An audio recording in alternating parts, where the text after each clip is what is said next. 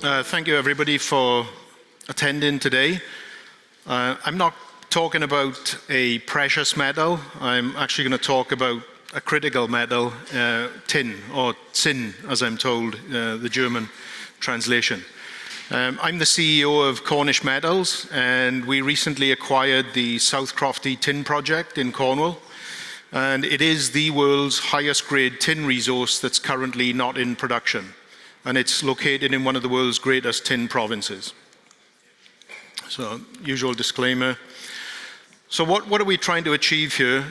South Crofty itself was a mine that first started production, and it's hard to believe this, in 1592, so over 400 years ago. And it operated continually until 1998. The first 300 years as a copper mine, and from 1905 until it closed in 1998 as a high-grade underground tin mine. So what is it? So we're in the far southwest of England. Cornwall itself, as I said, it's underlain by granite. It's a tin province. It's a strategic asset to the UK. It was the jewel in the crown of the Cornish tin mining industry. It's high grade. It's fully permitted. We've got a mine permit that is valid until 2071, so another 48 years to go on that. We have full planning permission to build a new process plant. And it's also got a proven operational history. So I think when it comes to putting new mines into production, this is very different from other greenfields projects that are going through feasibility study. This has got a demonstrated history of high-grade, profitable mining. We know the geology, we know the metallurgy. It's just a case of getting the mine back into production now. Importantly, and as you can see from this map, we are in an urban environment. The mine itself sits beneath the towns of Camborne and Poole. Camborne is famous for a mining school that was there called Camborne School of Mines. It's produced some of the world's best mining engineers, mineral processors, geologists. So there is an abundant supply of highly skilled technical people to help us with the project. And because it's underground, there's a very small surface footprint, which I think is essential here. We can put all of the waste and the tailings back underground into all of the old void spaces that were mined historically. I like to put this slide up because it gives you a real good understanding of what lies beneath that area. Within that red outline, which is our mine permit, we estimate there's something like 1,200 shafts, about 600 miles of underground tunnels.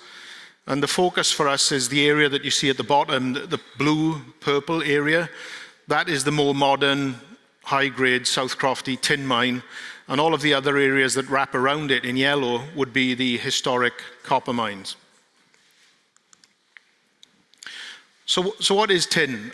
When I first was asked to go and look for a tin project, I probably had the same understanding of the tin world as many of you. You think that tin is used in tin cans, tin plating, kind of an old-fashioned metal.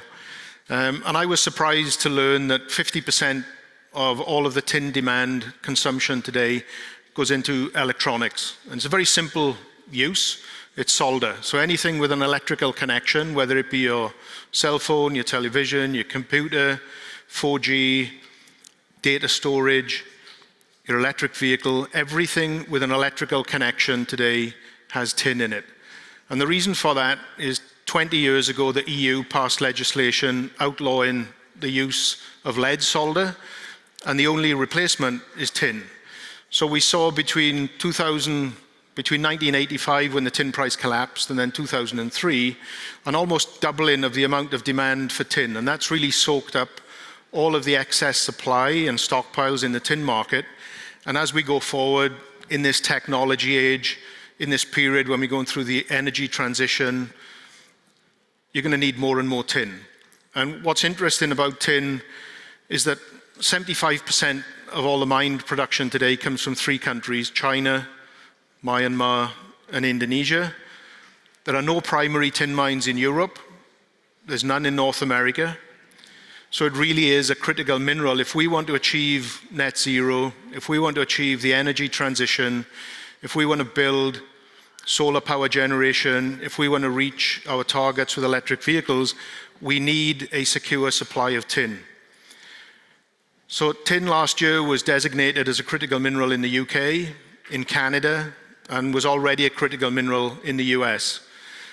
Now, when you look at the Inflation Reduction Act and what's going on with America right now and trying to build its own domestic manufacturing industry for semiconductors, microprocessors, part of that is the issue around Taiwan. I think 75 or 80% of semiconductors today are designed in North America, but they're manufactured in Southeast Asia. And that's a security risk. So if China did go into Taiwan, there'd be a real shortage of semiconductors. And we've seen that during COVID. The supply chain was impacting the ability of car manufacturers to produce electric vehicles, computer manufacturers to build laptop computers, etc. So I think there's a real push in the Inflation Reduction Act to build a domestic semiconductor manufacturing industry in North America. Likewise, you see the same things going on in Europe. Now, all of these semiconductors and microprocessors, they're all glued together by tin. Tin is the conductor that sends all of those signals through the computers, through the electric vehicles, etc. The International Tin Association, based in the UK, which talks to the entire spectrum of participants in the tin world, from explorers, developers, miners, smelters, research and development, they predict that to 2030, you'll see an increase of around 40% demand for tin, which is about 150,000 tons of tin per year. That would be equivalent of putting 25 South Crofty mines into production over the next 6 or 7 years. And there really aren't that many tin projects out there that can meet anywhere near that demand. So it's really important for this region, and we are fortunate enough to have this fantastic deposit within the company. So we recently published an updated mineral resource estimate, combined indicated, inferred. We've got almost 3 million tons indicated, just over 2.5 million tons inferred. Average grade is around 1.5% tin. Well, what does that mean? People aren't really familiar with tin. So if I came up here and said my deposit has an average grade of 4.5 to 5% copper, you'd all sit up straight and say, wow, that's high grade. This is the highest grade tin resource that's currently not in production in the world. And I think the image on the bottom left here really highlights what we see as the expansion potential, not only to increase the resource, but also to increase throughput when we get the mine into production. The gold-colored areas near the surface represent the old copper mines, and the silver shaded area beneath that is the more modern underground tin mine. So you can see it's still got areas to extend to the right and to the left and to depth where we know there's high-grade tin mineralization.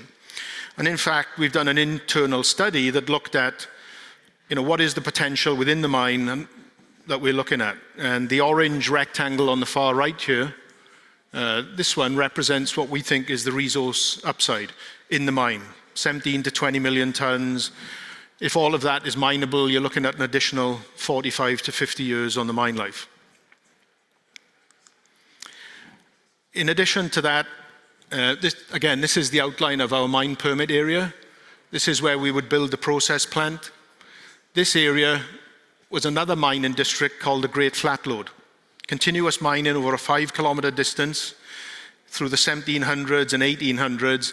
In fact, all of these yellow dots that you see here represent mine shafts that served underground mining operations. We made a new discovery here this year called the Wide Formation, almost 3 meters of 1% tin, so very high grade compared to other tin deposits around the world. And it sits directly beneath the old Great Flatlode, but was never mined historically. So you've got a district scale opportunity here, right next to the South Crofty mine infrastructure that's accessible from our current underground mine workings, that we could bring into the resource at South Crofty, but also we see as an opportunity to expand the throughput at what we plan for mining operations going forward. So current activities, last year we were successful in raising £40 million, 65 million Canadian dollars. The principal investor was a group called Vision Blue Resources, which is headed up by a gentleman by the name of Mick Davis. Mick was formerly the CEO of Xstrata. He built Xstrata to one of the world's biggest mining companies. He now runs Vision Blue. They looked at tin projects all over the world and felt that this was the best opportunity for them to get into production. And so they invested £25 million and they own 26% of the company today. Now, the use of proceeds for that was initially to build a water treatment plant. That's what you see on the top right up here. We completed that construction 2 weeks ago and now it's operational because we need to pump water out of the mine to get into it. The guys on the ground did tremendous success getting into that point. In parallel to building the water treatment plant, we are conducting a feasibility study. We already know that the mine is viable. It operated for 93 years as a tin mine.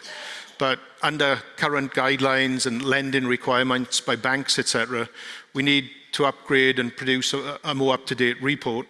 So we've completed a metallurgical drill program in July this year. And part of that was to look at new technologies that can optimize mining and recoveries. And in Germany here, there's a company called Tomra. This is one of their pieces of equipment. Basically, that is what's called an XRT or an X-ray scanner, and it scans all of the rock that you bring up from underground, and it can see if there's tin in it or not. And it separates the waste from the ore before it goes into the mill. And what we found with the South Crofty ore is it was very amenable to XRT ore sorting to the point that we can reject 50% of the material we bring to surface as waste. So the plant itself can be smaller, the capital cost to build it is less, and the power consumption is less. So these are all positive developments as we move the project towards production. Currently, we're on target to finish the bulk of the feasibility study work early next year. We're looking at the final mine design right now, which is going on the back of that mineral resource estimate I just showed you. And we're also doing some paste backfill studies, which is the final part of the metallurgical drill program. In addition, we do benefit from a lot of existing mine infrastructure that's still there. We have 5 shafts on the project that are preserved for future use. This is the head frame for new cook's kitchen shaft. We've taken the top off. We've reinforced a number of the old steel members that needed either reinforcing or replacing. We've bought new sheave wheels for the top of the shaft. We've had new winders delivered just in the last week in advance of dewatering the mine and getting access to the underground workings. So the timeline to production, we're targeting over the next 3 years, 18 months to dewater the mine, i.e. pump all the water out, and then 18 months to build the surface facilities, do the underground development that we need to do, get the mining equipment, and get into production. And we're on track for that.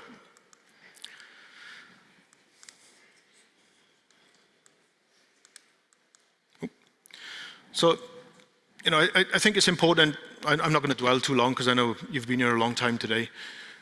The highlights for this project, it's a very simple investment opportunity. Tin is a critical mineral.